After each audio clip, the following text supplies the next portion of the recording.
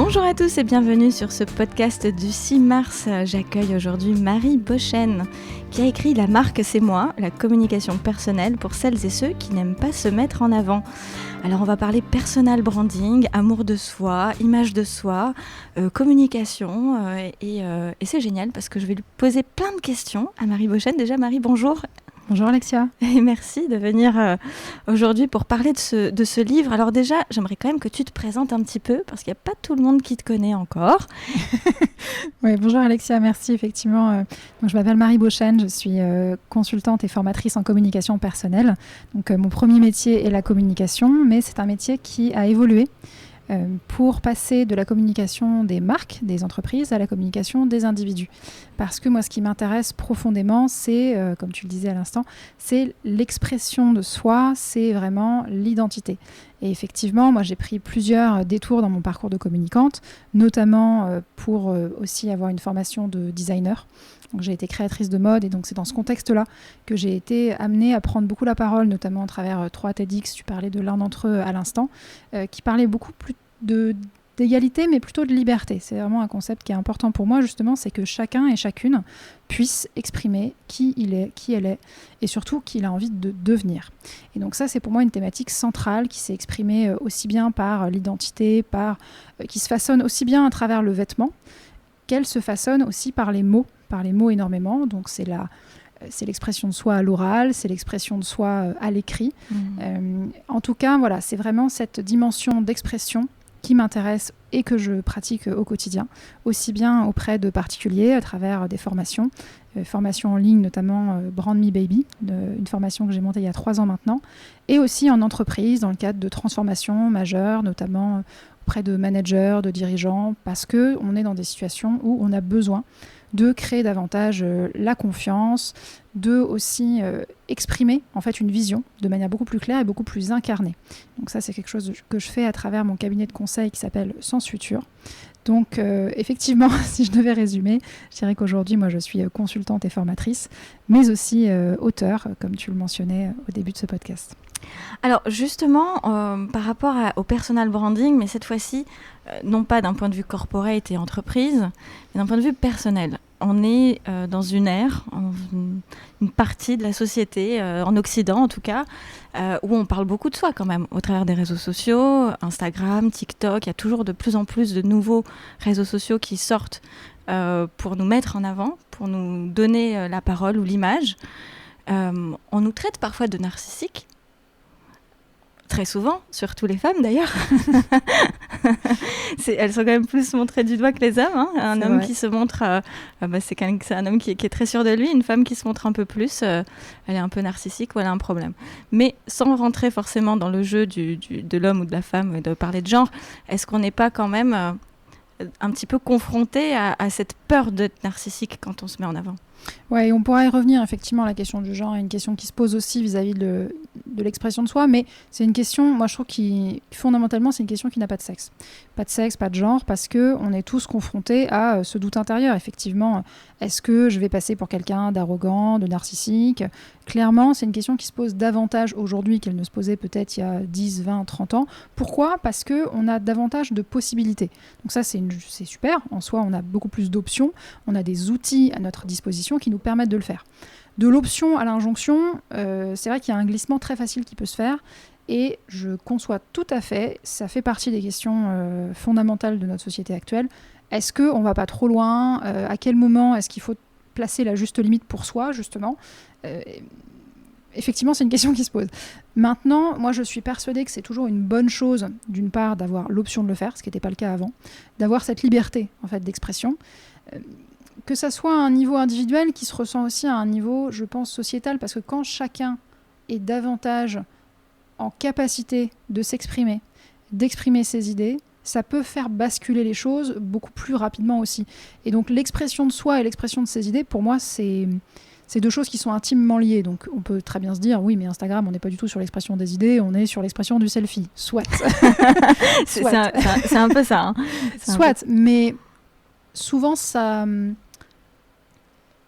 les comptes, si on prend Instagram par exemple, les comptes qui explosent réellement, bien sûr il y a des comptes qui sont uniquement sur le selfie, pourquoi pas, mais très souvent on se rend compte que rapidement, derrière une première expression assez peut-être superficielle si on veut, en fait assez rapidement il y a autre chose qui va se dégager. Parce que quand on se permet justement de se montrer et d'exprimer des choses qui sont d'abord importantes pour soi, au fur et à mesure, on va aussi se permettre d'exprimer des choses qui sont plus fondamentales.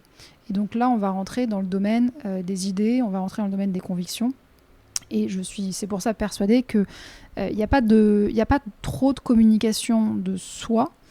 Là où par contre, il faut faire attention, c'est de ne pas tomber dans une communication digitale inauthentique. Et c'est vrai que c'est pas toujours facile de trouver la limite. C'est quoi une communication inauthentique pour toi? Ça voudrait dire quoi, par exemple? Je pense que l'inauthenticité, elle peut s'exprimer de plein de manières différentes. Mais déjà, l'une des choses qu'on peut se dire, c'est que si l'authenticité est codifiée, c'est qu'elle est plus authentique. Et aujourd'hui, ce qu'on voit sur certains réseaux, c'est des codes de vulnérabilité, des codes de humble bragging, hashtag humble brag. Je pense que ça parle à pas mal de gens. Ça, c'est l'une des manières dont l'authenticité peut s'exprimer. Une autre manière d'exprimer une forme d'inauthenticité, si on veut, je pense, c'est de faire une confusion entre le sans filtre. On parle beaucoup de no filter aussi sur les réseaux sociaux, de sans filtre et d'authenticité. Pour moi, être sans filtre, c'est pas forcément être authentique, en fait. Je vois beaucoup, notamment dans le monde du personal branding, d'ailleurs, le côté oui, mais moi je m'exprime de façon cash et du coup justement c'est authentique. Pas forcément en fait, ça veut juste dire je prends pas en considération mon audience, je prends pas en considération non plus foncièrement, je prends pas le temps d'exprimer, d'aller chercher l'idée que je veux vraiment mettre en avant, parce que justement c'est sans filtre. Et donc parfois le sans filtre peut permettre justement une liberté de parole plus grande. Parfois elle peut aussi, derrière, en sous-jacent, révéler plutôt une absence de conscience profonde de soi et du message qu'on veut faire passer, plus qu'une réelle authenticité dans le sens d'alignement de soi déjà avec soi-même. Et donc, l'objectif de la communication personnelle, je fais juste un aparté rapide là-dessus, pour moi, c'est vraiment d'aligner qui on est, qui on a envie de devenir et comment on est perçu par les autres. Mais pour ça, encore faut-il avoir identifié justement qui on est. Qui on est, c'est à la fois connaître son expertise, connaître son savoir-faire, reconnaître ses talents, et aussi connaître ses envies, connaître ses objectifs, connaître ses valeurs. Donc quand on n'a pas pris le temps de faire ce travail-là, on peut avoir l'impression justement d'être dans une communication très authentique. Je dis ce que je pense, sans filtre, sans réfléchir. C'est la recherche des likes, ça. C'est la recherche de l'approbation des autres, en fait, non? Rentrer dans ce moule du no filter. Ça serait quoi pour toi? Ouais, je pense qu'il ne faut pas rentrer dans une dichotomie. Le no-filter peut être tout aussi libératoire qui peut être justement de la poudre aux yeux, parce qu'on a l'impression, on donne le change, on donne l'impression de l'authenticité, alors qu'en fait, derrière, on n'a juste pas pris le temps de chercher au fond de soi qui on est, quelles sont nos valeurs, qu'est-ce qu'on a envie de faire passer comme message. Et je trouve que le problème aujourd'hui avec l'un des problèmes ou des questions qu'on peut se poser autour de la communication personnelle à l'heure du digital, c'est justement cette confusion entre bruit et message. Et souvent, quand on est dans cette publication permanente, non-stop, qui peut même s'apparenter à du spam, finalement, sur les réseaux sociaux, on est dans du bruit, en fait. Quel est le message qu'on fait passer? Si on est sans filtre et qu'un jour on dit ça et le lendemain on dit autre chose, est-ce que c'est authentique ou est-ce que juste on n'a pas pris le temps de regarder en soi sur est-ce que foncièrement on a envie de dire? Et bien sûr, chaque identité est une identité en action, on a le droit d'évoluer. Maintenant, quand on dit tout et son contraire du jour au lendemain, je pense qu'il y a une différence entre se contredire et évoluer. Et ça arrive souvent, ça? Des gens qui se contredisent comme ça, d'après toi, sur les réseaux sociaux et qui ne sont pas alignés ou cohérents avec le message qu'ils veulent faire passer? Ah, mais tout le temps. Mais je pense que c'est même difficile de se rendre compte. Et le problème, d'ailleurs, c'est que quand on se pose trop la question, là, on tombe dans l'excès inverse où on se dit « Ah, mais mon idée, elle n'est pas 100% claire. Du coup, qui je suis pour avoir le droit de prendre la parole? Et puis, tout a déjà été dit avant. » Donc, finalement, on a des extrêmes dans un sens et dans l'autre. C'est pas facile de trouver le juste milieu. Donc, je pense que c'est important de trouver le juste milieu pour soi et de justement s'extraire davantage du jugement des autres. Tu parlais de l'authenticité digitale tout à l'heure. Moi, l'une des questions que j'invite chacun à se poser, c'est est-ce que je posterais quand même si j'avais 0 like en fait? Si c'est un message qui est fondamentalement important pour moi, oui. Si c'est juste du like pour du like, ça vaut peut-être le coup de se poser la question de l'objectif plus loin derrière en fait. Terrible quand on sait qu'on est un petit peu dépendant des algorithmes et que parfois il y a des codes à maintenir. Il y a plusieurs artistes d'ailleurs qui dénoncent ça sur la partie algorithme et qui se posent un petit peu dénudés pour dire voilà, Instagram par exemple demande d'avoir régulièrement des photos où on montre le corps. Visiblement ils arrivent à voir ça. Alors info, intox, je sais pas, mais c'est vrai que les publications où on se montre plus ont généralement plus de succès. Et certaines personnes, je pense qu'elles utilisent un petit peu cet algorithme-là ou cette vague-là pour faire passer des messages justement. Est-ce une bonne ou une mauvaise chose? Je sais pas, c'est juste une façon de communiquer. Alors, je ne sais pas si c'est une question d'algorithme là-dessus. Pour le coup, le fait que l'algorithme soit biaisé, ça c'est une certitude absolue, et quel que soit le réseau social en l'occurrence. On parlait très rapidement de féminisme au début. Je pense qu'il y a eu beaucoup d'occasions de montrer justement qu'il y avait un biais d'Instagram, notamment vis-à-vis de pourquoi est-ce que les tétons des hommes et les tétons des femmes ne sont pas considérés de la même manière. C'est vrai. Grande question. Effectivement, il y a un biais d'algorithme. Donc, clairement, il y a énormément de choses à faire. Maintenant, concernant le fait de davantage se montrer, qui permettent d'avoir davantage de likes, d'une part, je ne travaille pas pour Facebook, donc je ne maîtrise pas l'algorithme de A à Z. Par ailleurs, il évolue toutes les semaines, si ce n'est tous les jours. En revanche, pour moi, là, on n'est pas uniquement sur une question d'algorithme parce que c'est normal, en fait, d'avoir envie d'avoir en face de soi du contenu humain. Donc, quand on voit la photo d'une personne qu'on connaît, qu'on admire, en qui on a confiance, on va davantage avoir tendance à liker, à être engagé par ce type de contenu que par un contenu désincarné. Ça, c'est fondamentalement humain, en fait. Pour moi, si c'est un biais d'algorithme, l'algorithme, en l'occurrence, reproduit un biais humain. Donc, est-ce qu'on peut vraiment parler de biais? Je ne sais pas. C'est normal, en fait, d'être davantage attiré, engagé par du contenu incarné que par du contenu désincarné. Oui, donc le contenu incarné, celui ou celle qui montre son image, qui dit qui il est, qui montre sa tête, son visage, tout simplement, qui met des photos de lui ou d'elle, et qui n'est pas forcément dans une ligne éditoriale comme on peut avoir sur Vice ou d'autres chaînes qui montrent que des paysages et du texte, finalement, c'est ça? Oui, alors... Je pense qu'on suit différents comptes pour différentes raisons. Alors Vice, à ma connaissance, ils sont plus sur le trash que sur les paysages. Donc ça dépend. C'est relativement engageant, mais d'une manière générale, sur le reportage, le contenu, il peut être incarné malgré tout. Est-ce qu'il est toujours incarné par la même personne? Pas obligatoirement. Pour moi, la question, elle ne se pose pas là. C'est plus si on parle de compte personnel, parce que moi, je me place plutôt dans une logique de communication des individus. Effectivement, incarner son contenu, alors ça peut être soit par le fait de se montrer, littéralement, c'est incarner son message, mais aussi par le fait de mettre de soi dans sa communication. C'est pas parce qu'on voit pas son visage qu'on ne peut pas mettre de soi. C'est aussi dans une manière de parler, c'est avec une tonalité, c'est des tournures de phrases qui, à force justement d'être répétées, vont être identifiées comme une marque de fabrique par l'audience qui va suivre telle ou telle personne. Tu aurais des exemples à nous donner, par exemple, sur ça? De marques personnelles? Ouais, mais qui ne se montrent pas spécialement. Qui ne se montrent pas. On parlait à l'instant de comptes Instagram et des biais justement féministes. Je pense que le compte Instagram de Jouissance Club, par exemple, qui a été créé par June Plat, sa marque de fabrique d'un point de vue illustration est très claire. Sa façon de parler aussi, elle a un vocabulaire qui est bien à elle avec machin et bidule, pour parler justement de sexe masculin ou féminin et pour dégenrer au plus possible justement quand elle parle de ces sujets-là. Il y a une marque de fabrique qui est très personnelle. Pour autant, c'est clairement pas un compte Instagram où on voit que des photos d'elle. D'ailleurs, il y en a très très peu. D'accord, donc ça peut marcher aussi. Absolument. D'accord. Dans ton livre, tu dis « Notre culture familiale, ou tout simplement française, nous apprend à confondre humilité et oubli de soi ». C'est tellement vrai. C'est triste. Et oui. Est-ce que tu peux nous expliquer la différence, justement? Qu'est-ce que tu peux nous dire sur ça? Ouais, je pense qu'il y a une culture, il y a vraiment une notion de honte, en fait, qui ressort beaucoup de ça, qui nous apprend justement cette humilité, parfois à outrance.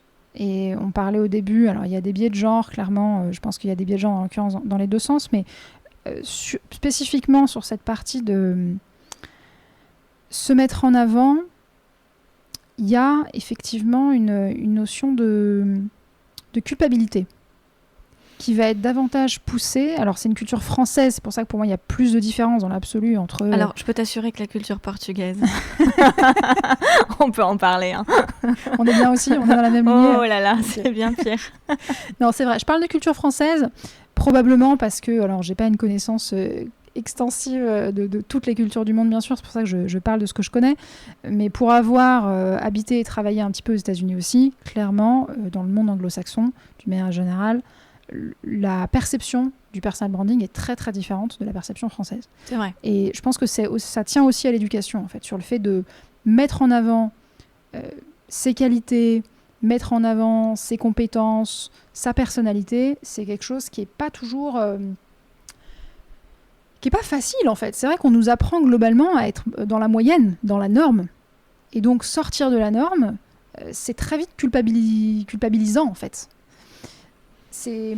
Culpabilisant par rapport à qui ? Par rapport à quoi ? Par rapport à la famille ? Par rapport à l'entourage qui viendrait juger ? C'est ça notre contenu ?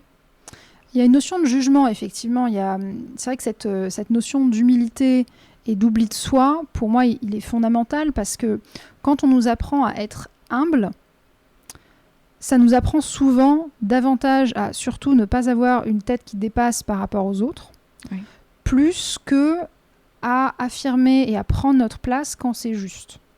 Pour moi, l'objectif, c'est on devrait être capable et on devrait nous apprendre justement à ne pas cacher nos différences et nos talents, au contraire, à les mettre en avant et à les valoriser sans écraser les autres. En fait, on crée une dichotomie qui n'a pas lieu d'être. Si tu prends de la place, ça veut dire que tu enlèves de la place aux autres. C'est faux, parce qu'on a tous et toutes des talents différents. Donc l'objectif, ça serait plutôt, à mon sens, d'apprendre à tout le monde d'exprimer qui il est, qui il a envie de devenir, et de permettre à chacun de le faire. Pas de dire on doit tous être dans une norme, et du coup cette norme, elle est codifiée par un système scolaire, elle est codifiée aussi par un environnement familial, elle est codifiée aussi par le fait de... Il y a une culture, enfin je dis la culture française, c'est aussi parce qu'on a une culture très judéo-chrétienne en fait. Hein. Cette tradition judéo-chrétienne, elle n'aide pas non plus là-dessus. Je pense qu'il faut le dire, c'est important. Je dis au Portugal, c'est pareil. Je pense que la culture judéo-chrétienne, elle se retrouve aussi au Portugal. Oui, donc, très plus chrétienne que judaïque d'ailleurs. Mais, mais effectivement. Alors justement, j'allais venir. Tu as accompagné déjà plusieurs centaines de personnes sur leur développement personnel, en tout cas leur image personnelle, leur personal branding. Quels ont été les principaux freins que tu as vus ? Est-ce qu'il y avait un dénominateur commun chez certains Françaises et Français qui s'est dit non, j'ai pas envie de communiquer parce que... Et là, tu retrouves souvent les mêmes choses. Ah, mais c'est exactement ça. En fait, les deux arguments qui reviennent tout le temps, c'est parce que je ne devrais pas avoir besoin de le faire. Mon travail se suffit à lui-même. Et là, on en revient, encore une fois, à cette culture française très scolaire, finalement. Mon travail devrait suffire. Ça veut dire quoi ? C'est je fais du bon travail, j'ai des bonnes notes, je passe des concours, et donc, en fait, finalement, tout est dans un système parfaitement normé, parfaitement codifié, et donc je ne devrais pas avoir besoin, moi-même, de dire « Regardez, voilà mes talents ». Parce que ça devrait être prouvé naturellement par justement un système de notes, un système de gradation, un système encore une fois très scolaire. Donc ça c'est le premier argument, c'est je ne devrais pas avoir à le faire. Mon travail devrait parler de lui-même, sauf que ce n'est pas vrai. Et dans ce sens-là, l'éducation scolaire qu'on a toutes et toutes reçue quasiment à part une proportion minime de la population, elle ne nous aide pas à rentrer dans le monde réel où ce n'est plus le cas en fait. On n'est plus dans un système scolaire de gradation. Donc ça, c'est le premier élément, premier frein qui revient systématiquement. Et le deuxième, c'est je ne veux pas avoir l'air de quelqu'un d'arrogant. Ah, ils vont penser que je me la pète. Et toutes ces variations, ces variations de non, mais c'est mal, trop d'ego, moi je cherche pas à être dans l'ego, moi je cherche à être dans le faire, je suis au service des autres, donc je suis pas là pour moi-même, si je fais ça, c'est pas pour moi, c'est pour les autres. Donc c'est là où pour moi on a ce glissement subtil vers l'oubli de soi. Alors c'est marrant parce que tu parles de scolarité, puis il y a la sortie des classes là aujourd'hui, donc on entend les enfants en background, c'est très vrai. Très bien, au moins ça vient illustrer un petit peu ton propos, et j'ai souvent dit qu'on nous apprend tellement peu de choses finalement à l'école et sur nous-mêmes. On nous apprend pas à nous aimer, on nous apprend pas à aimer, et on nous apprend pas à avoir un équilibre sur l'image qu'on a de nous-mêmes et avoir un rapport normal à nous, en fait, au soi. Et on devrait l'apprendre d'ailleurs aux écoles, je les invite. Ouais, c'est vrai. Alors, je vais corriger mon propos dans ce cas. Mon but n'était pas de blâmer le système scolaire dans l'absolu. Je pense que est-ce que c'est le rôle de l'école d'apprendre aux enfants à aimer et à s'aimer? Je sais pas. Est-ce que c'est c'est pas le rôle des parents, très franchement? Je pense qu'il y a un peu des deux, personnellement. Moi, pour le coup, j'ai aucun problème à blâmer le système scolaire français. Parce que je pense qu'il y a un petit peu des deux.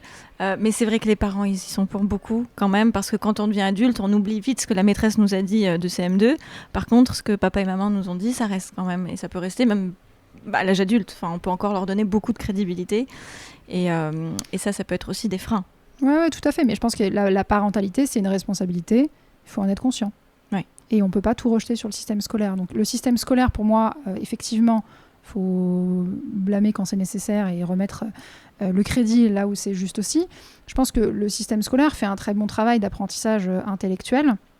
Et par contre, le fait d'être uniquement dans un système de notes et d'apprendre que quand tu as de bonnes notes, c'est ça qui va derrière être l'instrument principal de ton succès, c'est faux. Par contre, sur les autres soft skills, pour moi, c'est pas forcément, du moins pas uniquement l'école. L'école. Et vraiment, la responsabilité parentale là-dessus, pour moi, elle est fondamentale. Je te rejoins, et puis c'est d'ailleurs comme ça que c'est ce que tu disais tout à l'heure à juste titre. Donc la scolarité a une part de responsabilité, mais c'est cet adulte qui se dit mon travail devrait suffire à lui-même. Ça, on voit le schéma très scolaire en fait dans sa tête, en disant j'ai de bonnes notes, voilà, je travaille bien, je gagne un bon salaire, normalement ça devrait suffire. Et d'un autre côté, le côté justement, tu disais mais je veux pas être narcissique, j'ai pas envie qu'on pense que je me la pète, etc. Là, c'est plutôt le côté familial, parental, où on dit oh, calme-toi. Pour qui tu te prends en fait. Oui, complètement. Ouais. Et alors, comment tu as réussi à transformer ces personnes-là? Comment elles ont réussi à passer le cap? Qu'est-ce que tu leur dis? C'est quoi ton coaching? Et c'est quoi les clés finalement de ton coaching pour ça? Alors, pour le coup, moi, j'ai pas de recette magique. Je suis pas pour les recettes magiques. Par ailleurs, les cas d'accompagnement que je peux avoir sont très différents, parce que entre un accompagnement en entreprise, au sein d'un projet plus large, ou un accompagnement individuel très spécifique, ou une formation qui a lieu entre une sensibilisation d'1 heure et une formation d'une journée, il y a plein de cas très différents. Pour autant, si ta question c'est bien quelle est la méthode en fait, quelle est la recette pour dépasser ces biais-là. L'une des premières clés, c'est déjà de prendre le temps de regarder tout ce qu'on sait faire et en fait de se rendre justice à soi-même. Moi, c'est ce que je dis avec la communication personnelle, c'est aussi se rendre justice à soi-même. Donc commencer par mettre quelque chose de très objectif, donc vraiment sur papier, concrètement, sans être dans l'arrogance, justement, vu que ça fait très peur à ces personnes-là. Voilà tout ce que vous avez fait. Voilà tout ce que vous savez faire. Prendre le temps de noter tout ça, déjà, c'est une première étape qui est fondamentale, en fait. Et la deuxième étape, c'est de communiquer sur soi, et pas de communiquer sur soi et pour soi, pas pour les autres. Et très souvent, on est amené, en fait, en entreprise ou au quotidien, à communiquer parce que quand on se présente, en fait, on est l'incarnation de sa boîte, c'est vrai, en partie. Et donc, du coup, au lieu de parler de soi, on parle de son entreprise, on se cache derrière, ça nous arrange un peu quand même. Donc, est-ce que ça sert votre objectif? C'est vraiment une question qu'il faut se poser. Et donc le but n'est pas de créer une tension entre moi j'ai mon objectif et il est en contradiction avec celui de ma boîte ou celui de mes collègues, c'est pas le but. Par contre, c'est de prendre conscience quand on emploie le je et qu'on le met au bon endroit, quand on emploie le nous pour se cacher derrière le collectif, et quand on l'emploie à bon escient, parce que parler de soi, ça permet aussi, en fait, quand on prend la lumière, de redonner la lumière aux autres derrière. Donc il n'y a pas de dichotomie à faire entre si je parle de moi, si je me mets en avant, ça veut dire que je écrase les autres. Non, pas du tout. Quand on attire la lumière, derrière, on est beaucoup plus en mesure d'aider les autres aussi, en fait. Je partage tout à fait cette vision. Est-ce qu'il y a plus d'hommes ou de femmes qui ont... Est-ce que tu vois une différence entre l'homme et la femme sur le fait d'avoir cette confiance en soi, de parler de soi? Ouais. J'aimerais bien ne pas en voir, mais malheureusement j'en vois, effectivement. Et c'est pas étonnant, c'est le reflet aussi de l'éducation qu'on a reçue jusqu'à maintenant. C'est pour ça que pour moi, il n'y a pas une différence essentielle entre l'homme et la femme. Fondamentalement, je pense qu'il n'y a pas de différence de manière essentielle. Par contre, de par l'éducation qu'on a reçue, oui, les femmes sont plus capables que les hommes de faire ce travail d'introspection, parce qu'elles ont été davantage encouragées à le faire. Et en général, cette adéquation entre trouver du sens à sa vie, à son métier, porter un message qui est en adéquation avec ses valeurs, c'est quelque chose qui est, en tout cas pour l'instant, plus féminin que masculin. En revanche, quand on passe sur l'expression et sur le fait de se mettre en avant, qu'on ait réfléchi ou pas justement à son objectif et à ses valeurs, là, traditionnellement, les hommes ont été plutôt davantage encouragés d'une part à le faire et d'autre part, n'ont pas le même backlash quand ils le font. Donc il y a une part qui vient de soi, sur laquelle on peut travailler, il y a une part qui est systémique en fait. D'accord. Et donc c'est d'une part, moi, comment est-ce que je peux faire pour travailler sur moi-même, mais d'autre part, comment est-ce que le monde le reçoit. Oui. Après, les deux sont liés, parce qu'évidemment, plus on est nombreux et nombreuses à travailler sur cette communication alignée, authentique, qui se rend justice à soi-même et qui ne se tait pas parce que le monde nous a dit de nous taire, je pense que ça donne aussi confiance aux autres de le faire aussi, ça donne la permission aux autres de le faire. Et donc c'est aussi comme ça que le monde évolue. Pas que, parfois il faut des mesures, qu'elles soient réglementaires, qu'elles soient des chartes de conduite dans les entreprises. Il y a plein de choses qui peuvent être faites, mais il y a une part qui vient de soi, il y a une part qui vient du monde extérieur.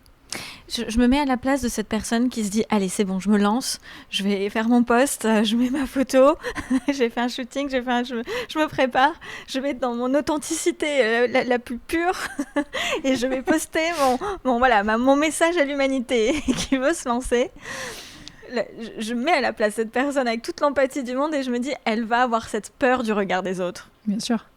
Comment on fait pour ne plus avoir peur du regard des autres ? D'après Marie Beauchesne, hein. Il y a beaucoup de coachs qui parlent de ça, c'est évident. Bien sûr. Mais justement, comment s'affranchir de ça ? Ça serait mentir si je disais que j'ai la réponse à cette question. Parce que moi, je travaille effectivement sur la communication personnelle. Il peut y avoir effectivement beaucoup de choses qui rentrent en considération. Donc, lever les freins de « Ah, mais je vais avoir l'air arrogante, mais je vais écraser les autres, etc. » Je sais très bien les lever parce que je sais exactement quoi faire derrière pour justement sortir de ça. Quand il y a une peur viscérale très profonde et trop présente qui est là, j'aurais plutôt tendance, d'une part, moi, par éthique professionnelle, à renvoyer vers un coach, parce quand il y a trop de questions au préalable à traiter, ça sort de mon champ de compétences. C'est plus mon métier, en fait. Mon métier, c'est la communication de soi. Dépasser ses peurs, c'est pas mon métier. Par contre, ce que je peux dire, plus par observation et peut-être aussi par expérience personnelle, c'est que en fait, les deux peuvent se faire en parallèle, à moins qu'il y ait quelque chose, c'est pour ça que je disais, de viscéralement trop présent qui est là, qu'il faut quand même prendre le temps de travailler d'abord, mais il n'y a pas de « Ah, une fois que j'aurai confiance en moi, je communiquerai ». En fait, ça vient aussi en communiquant. Donc, oui. C'est pour ça que pour moi, la communication personnelle, c'est autant le message qu'on donne aux autres que l'histoire qu'on se raconte à soi-même. Donc, prendre le temps d'écrire son histoire, de regarder, voilà tout ce que j'ai fait, voilà tout ce que je sais faire, voilà comment je peux me présenter. En fait, déjà, ça joue. Mais là, les gens, ils peuvent se dire, mais tout le monde s'en fout de mon histoire, pourquoi je devrais la raconter Tu vois, il y a peut-être un petit peu ce côté, pour qui s'intéresserait à mon histoire, tu vois, c'est cette personne qui est vraiment humble ou qui a peur de déranger finalement avec son histoire. Qu'est-ce que tu peux lui répondre ? Oui, mais il y a histoire et histoire. Déjà, pour moi, le sujet... On n'est pas obligé, moi je force absolument personne à dire tout le monde doit clamer haut et fort son histoire, tout le monde doit avoir un message au monde, c'est pas le cas. Par contre, tout le monde, au quotidien, est amené à se présenter. Je pense que tout le monde, en tout cas dans le monde professionnel, qui est le monde avec lequel je travaille, a au moins une fois par semaine une réunion où on fait un tour de table, il y a un nouveau qui est arrivé, tiens, on a un nouveau prestataire. Ça fait peur, d'ailleurs, parfois. Bien sûr. Parfois, c'est un exercice qui fait très, Donc, très peur. là, je ne suis même pas en train de parler de incarner des messages de changements sociétaux hyper importants, de rentrer en politique, ni quoi que ce soit. On fait une soirée, on retrouve des anciens camarades de promo, des anciens collègues. Ah, tiens, salut Alexia, on ne s'est pas vu depuis longtemps, et toi, tu fais quoi maintenant ? Là, être capable, d'une part, de savoir se présenter sans avoir l'impression d'être soudainement placé sur le grill et de zut, qu'est-ce que je vais dire ? Oui. Et c'est là où, quand on n'a pas réfléchi à la question, on se raccroche soit à son intitulé de poste, parce que, en ce moment, je suis ça. Oui, l'étiquette rassure parfois. L'étiquette rassure, bien sûr. Ou, parce qu'on n'a pas non plus pris le temps vraiment de se poser la question, on parle de ce qu'on fait. Et on a une communication qui n'est pas forcément mauvaise, qui va refléter effectivement ce qu'on fait aujourd'hui, mais qui ne sert pas forcément son futur. c'est pour ça que pour moi, la communication personnelle, c'est un formidable moyen, en fait, de prendre le pouvoir sur son histoire et sur sa carrière. Parce que, justement, les mots ont ce pouvoir, et c'est la dimension performative de la langue aussi, c'est je me dis, pour devenir, donc en me rendant justice à moi-même et en disant voilà qui je suis, voilà ce que je fais, et en mettant aussi l'accent sur ce que j'ai envie de faire, pourquoi je le fais, quelles sont mes valeurs. En fait, des petites choses comme ça, mais insignifiantes du quotidien. C'est une présentation autour de table, c'est un apéro, c'est tous ces petits moments-là qui font que mon premier cercle, mon deuxième cercle, c'est qui je suis, c'est ce que je fais, m'a identifié. Et ça, en fait, naturellement, ne serait-ce que ça crée des opportunités.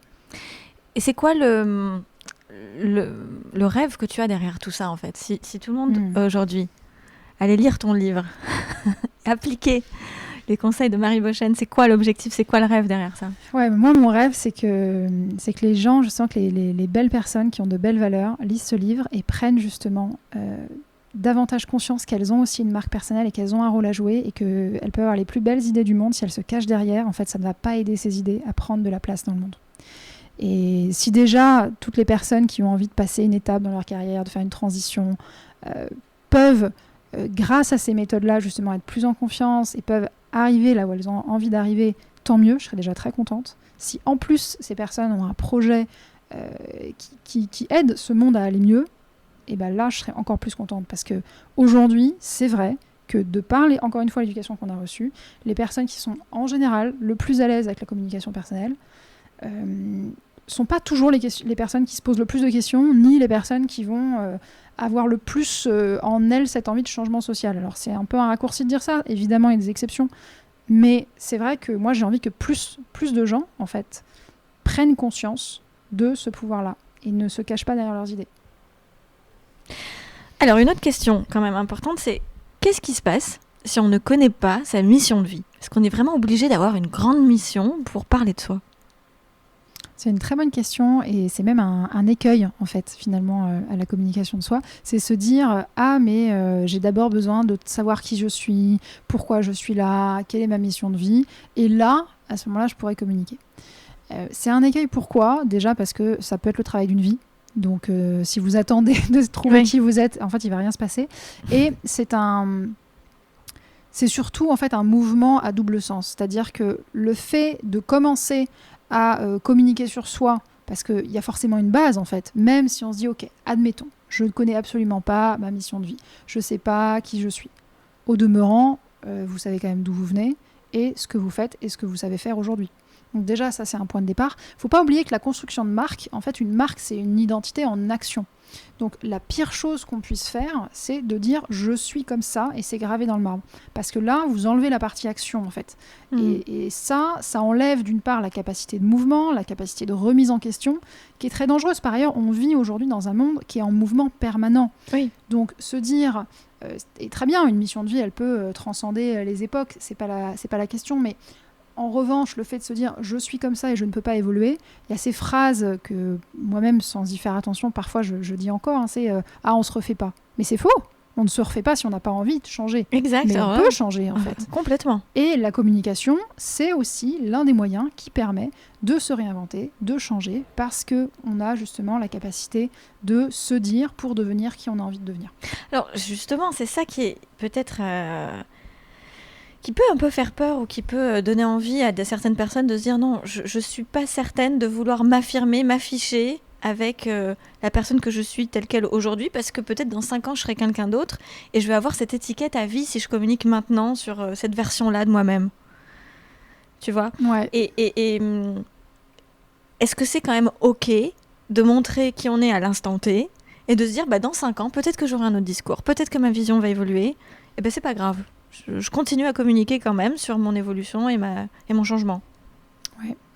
Ouais, c'est une très bonne question. J'avoue, c'est une question que je me suis posée à titre personnel aussi beaucoup. Oui. Parce qu'effectivement, moi, mes premières prises de parole publiques, j'ai été très identifiée à un moment autour justement du féminisme, de ma prise de parole sur justement notre définition du féminisme autour de la liberté plus que de l'égalité.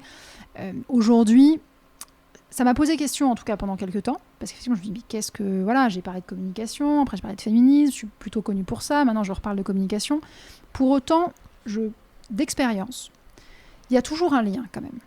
Et ce lien, à titre personnel, il m'a fallu un petit bout de temps pour le voir, mais aujourd'hui, d'ailleurs, je me demande même comment j'ai fait pour ne pas le voir pendant un certain temps. D'ailleurs, la tagline de ma marque de mode à l'époque, c'était « Soyez qui vous voulez ». Oui. Aujourd'hui, moi, quand je parle d'expression de soi et de communication personnelle, c'est vraiment pour que chacun puisse devenir qui il a envie de devenir. C'est toujours la même chose, en fait. Donc, il y a un fil rouge énorme. Par ailleurs, même si j'ai changé de métier, le fait d'apprendre le design textile, ça fait qu'aujourd'hui, quand je parle de communication personnelle, que ça soit d'un point de vue, d'une part, quand on fait une présentation, souvent on a besoin de faire des slides qui ne soient pas trop moches, ça demande du design aussi. Oui. De se mettre en avant, c'est aussi visuellement le premier impact qu'on voit, ça passe aussi par le look vestimentaire et donc la communication personnelle pour certaines personnes qui sont très bien identifiées. Je pense que si je vous dis Daft Punk, Karl Lagerfeld, Yayoi Kusama, JR, Steve Jobs, Mark Zuckerberg, on voit tout de suite, ils sont aussi identifiés par un style vestimentaire. Donc, tous ces points-là, en fait, sont liés. Donc, se dire « Ah, j'ai peur de prendre la parole sur un sujet parce que peut-être demain, je ferai autre chose », d'une part, c'est la nature des choses, le monde évolue. Les métiers que nous aurons dans 20 ans, ils n'existent pas aujourd'hui. Donc, par définition, en fait, on va être amené à évoluer et probablement à dire quelque chose de différent demain que ce qu'on dit aujourd'hui. Donc ça, c'est, j'ai envie de dire, c'est l'air du temps. Et par ailleurs, quand bien même on se dit « Ok, je change fondamentalement », ce qui est génial avec la marque personnelle, contrairement à une marque tout court, d'ailleurs c'est ce que je dis très souvent à mes étudiants, j'enseigne en parallèle à Sciences Po au Centre pour l'entrepreneuriat, la communication pour les startups. D'accord.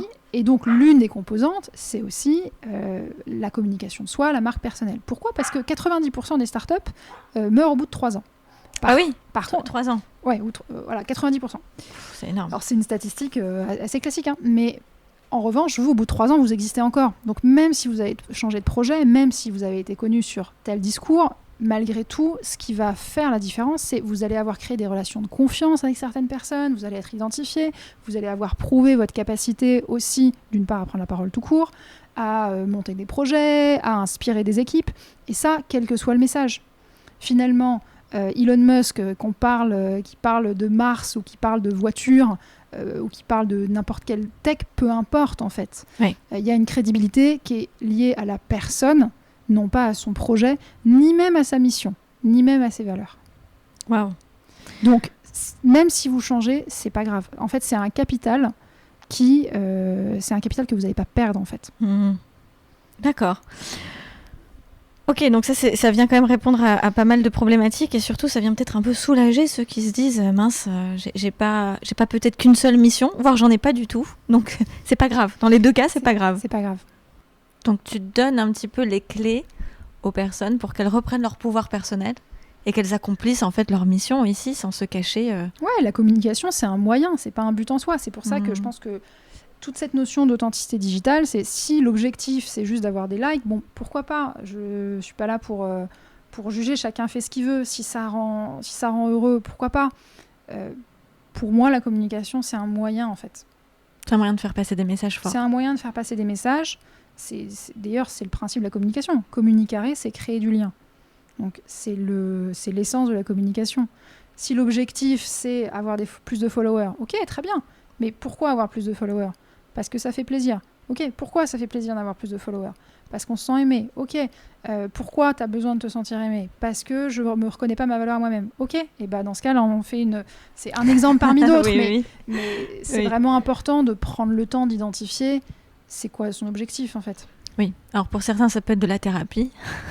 Ouais, alors j'évite de rentrer là-dedans. Voilà. Mes 2 parents étaient psy, donc j'évite de trop. On va éviter. de trop aller sur ce mais terrain.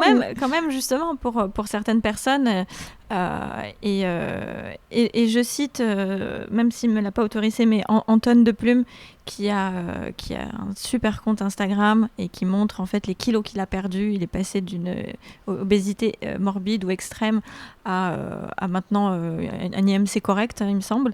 Et je sais que c'est grâce à Instagram, grâce aux followers, grâce aux personnes qui suivaient ses stories qu'il a réussi, et ça lui a donné beaucoup de force et de courage pour atteindre ses objectifs. Et ça a du coup aussi par effet ricochet donné envie à d'autres personnes de suivre son chemin.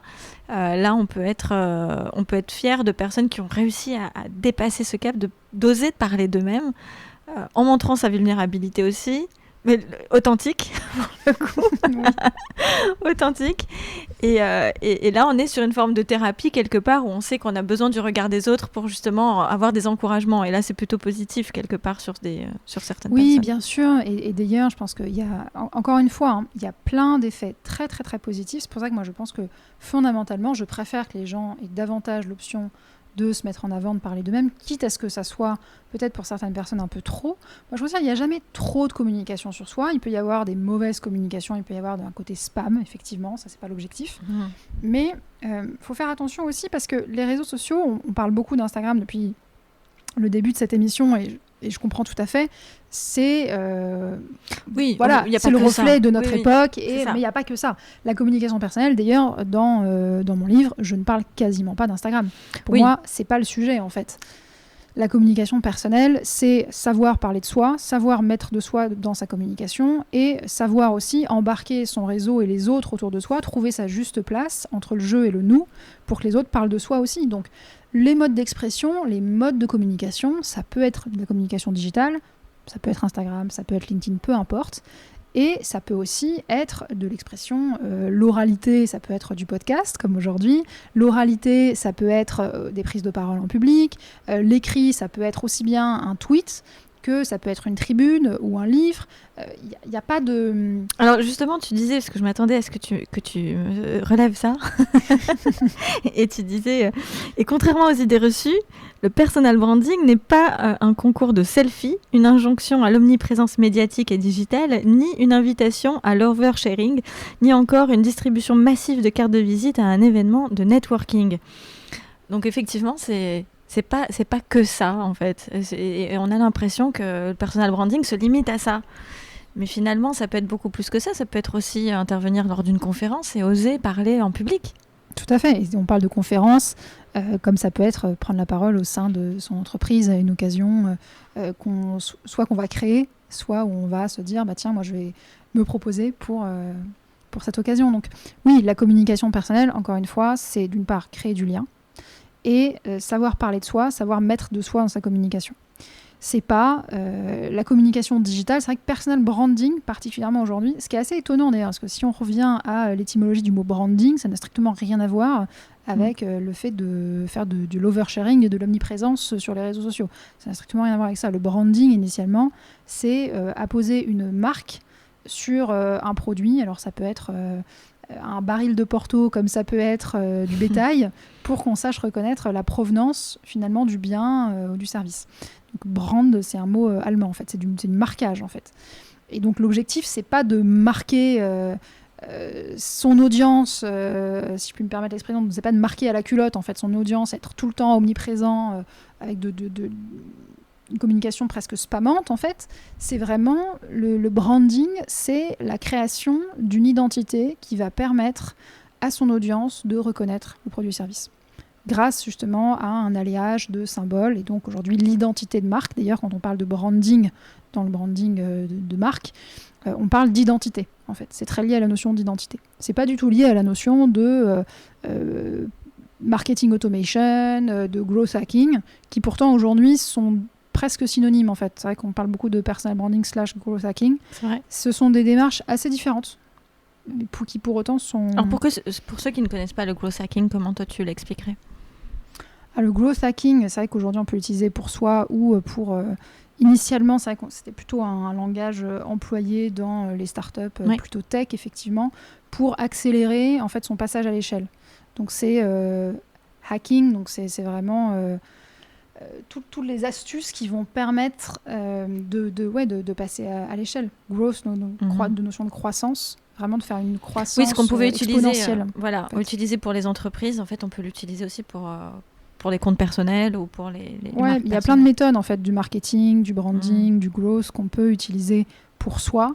Je pense qu'il faut quand même faire attention parce qu'il y a une différence majeure entre marque et marque personnelle. La marque ou le produit d'une manière générale, on va créer une entité, une entreprise parce qu'on répond à un besoin. Et donc on va créer un produit et on va le marketer, on va le brander de manière à ce que ça réponde aux attentes d'un persona, aux attentes du client. Donc c'est en tout cas ça devrait être très client-centric. En revanche, quand on parle de marque personnelle, c'est un écueil de faire ça. Parce que l'objectif, c'est pas de se façonner soi-même parce que j'ai l'impression que mon audience a envie d'entendre ça de ma part. L'objectif, c'est de pouvoir exprimer fondamentalement qui on est, nos valeurs et nos idées. Et donc là, on va révéler et non pas construire de toutes pièces une marque personnelle, alors qu'une marque peut se construire de toutes pièces. Et on va être moins dans la suradaptation à son audience. Oui, c'est ça ce qui est intéressant, c'est la suradaptation à son audience, parce qu'on a tellement inconsciemment envie d'être accepté, envie d'être aimé, et donc on va souvent essayer d'adapter notre discours pour être validé par l'extérieur, et donc c'est pas ça ce que tu invites à faire en fait. Ce que tu invites à faire, c'est d'être dans sa vérité personnelle. Et c'est très difficile, hein. C'est très difficile. Moi-même, évidemment, je me pose ces questions de temps en temps, hein. C'est l'une des choses que j'invite à faire aussi avec cette méthode, c'est de vraiment partir de ses forces, partir de son mode d'expression préféré. Donc comme je dis, on a toutes et tous des talents différents. Peut-être que certaines personnes sont très à l'aise avec la dimension visuelle, graphique, d'autres vont avoir une culture web hyper impressionnante, d'autres vont être très dans l'expression orale, justement. On peut être dans l'expression très préparée, dans l'expression complètement improvisée. Voilà, bref, à chacun de définir justement quel est le mode d'expression avec lequel il se sent le plus à l'aise et partir de ça. Donc encore une fois, les réseaux sociaux, c'est une des options, c'est pas la seule option. Maintenant, comme c'est la partie émergée de l'iceberg, bien sûr qu'il y a une notion de ah, mais comment se fait-il que je n'ai pas tant de followers? Ah, tiens, je devrais faire plus sur ça. Mais contrairement à une marque tout court, encore une fois, je vais poursuivre cette différence entre marque individuelle et marque d'entreprise. Une marque, que ce soit une start-up ou une entreprise très installée, en général, elle va avoir une équipe de communication. Alors petite ou très grande, c'est sûr que le budget marketing de Coca-Cola, c'est pas le même que le budget marketing de la start-up qui s'est lancée il y a 6 mois. Sûr. Mais malgré tout, il y a quand même une équipe qui est là, enfin c'est son travail au quotidien. Quand vous êtes vous un individu, il faut prendre en considération le fait que à moins que vous soyez déjà effectivement à un niveau de management ou de revenus ou de célébrité qui vous permet d'embaucher quelqu'un pour le faire à votre place, non, en fait, ce n'est pas possible de se dire qu'il faut avoir le même type de communication qu'une marque. Par donc définition, on doit commencer nous-mêmes, en fait. Votre journée, elle n'a que 24 heures, en fait. Donc, partez de ce qui vous fait plaisir et partez de ce que vous savez faire. Si Instagram ou LinkedIn, les réseaux sociaux, c'est un il faut et c'est se forcer, pour moi, il ne faut pas le faire, en fait. Il faut partir de sa zone de confort et progressivement l'élargir. Je ne dis pas qu'il ne faut jamais sortir de sa zone de confort, mais il faut l'élargir. Il ne faut pas en sortir de manière brutale parce qu'il faut que moi aussi, j'ai un compte Instagram avec tant de followers ou que j'ai tous les jours posté sur mon compte LinkedIn, ceci, cela. Il vaut mieux partir de, est-ce que j'aime parler? Est-ce que j'aime mettre les gens en relation? Est-ce que j'aime dessiner? Et là, après, ça peut se faire très bien. Une fois que ça s'est identifié, ça va être partagé sur d'abord un réseau avec lequel je me sens bien. Moi, ça m'amuse de faire grandir une communauté sur tel réseau. Ou au contraire, je vais me dire, je vais d'abord créer un réseau au sens de réseau humain au sein de mon entreprise. Et ça, je peux vous dire que c'est souvent, par ailleurs, beaucoup plus efficace que les réseaux sociaux qui mettent du temps quand même à avoir c'est long. Investissement. C'est long. C'est très long. C'est fastidieux. Même si on utilise toutes les bonnes techniques des marketeurs, que ça soit je fais tous mes posts d'un seul coup, et puis après je planifie, j'utilise les bons outils, etc. Malgré tout, ça ne remplace pas le contact humain. En fait, plus je vais avoir un contact de proximité avec une personne, plus évidemment je vais l'avoir d'une part en tête, et lorsque des opportunités vont arriver, en général on dit les opportunités professionnelles, elles viennent du deuxième cercle. Donc c'est des personnes qui sont pas sa meilleure amie ou son frère ou son compagnon, mais soit des amis un tout petit peu moins proches ou des amis d'amis. D'accord. Parce qu'il y a une proximité qui est suffisante et je vais quand même avoir en tête cette personne. Pour que ça vienne de manière parfaitement organique des réseaux sociaux de gens qui ne vous connaissent pas du tout, en général, c'est parce que ça a demandé en amont un travail souvent assez long, c'est jamais du jour au lendemain, à moins d'avoir, ça arrive, mais le buzz médiatique de la célébrité du jour au lendemain, en général, c'est qu'il y a eu un travail très long qui a été fait en amont. Quel est le conseil que tu as à nous donner pour les quelques minutes, la minute restante, à celui ou celle qui a envie de franchir le pas, par où il doit commencer, qu'est-ce qu'il doit faire?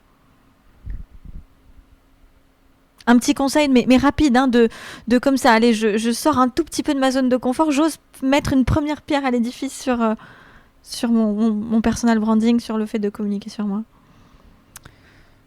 J'ai déjà parlé de la notion d'identifier tout ce qu'on sait faire, donc ça je pense que c'est déjà vu, mais il faut pas l'oublier. Mettre à jour sa vitrine en fait. C'est important d'avoir une vitrine digitale. Je comprends que c'est compliqué de communiquer tous les jours, que ça soit au sein de réseaux physiques ou online, peu importe. C'est important d'avoir une vitrine, que ça soit un compte Instagram, que ça soit mettre à jour sa bio sur LinkedIn ou son CV, peu importe. C'est important d'avoir une vitrine qui est à jour.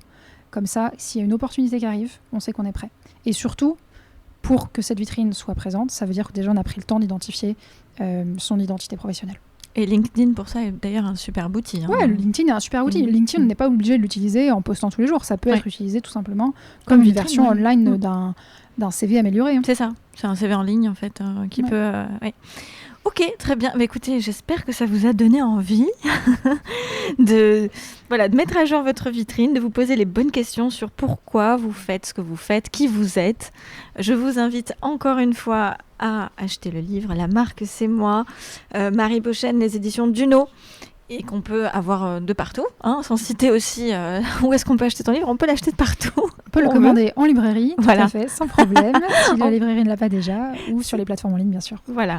Donc, c'est un superbe livre. En tout cas, on est super contente d'avoir cette merveilleuse opportunité de comprendre comment on peut parler de soi et enlever toutes les idées reçues qu'on peut avoir sur ça. Je pense que c'est vraiment un outil indispensable aujourd'hui si vous avez envie de faire briller votre lumière, si vous avez envie de faire tout simplement passer le message, votre mission de vie, je ne sais pas, ou quoi que ce soit d'ailleurs, c'est toujours très intéressant. On vous invite à le faire parce que chaque personne a une pierre à l'édifice à apporter à ce monde. Absolument. Voilà, donc on vous invite à le faire. Merci beaucoup Marie Beauchesne. Merci Alexia.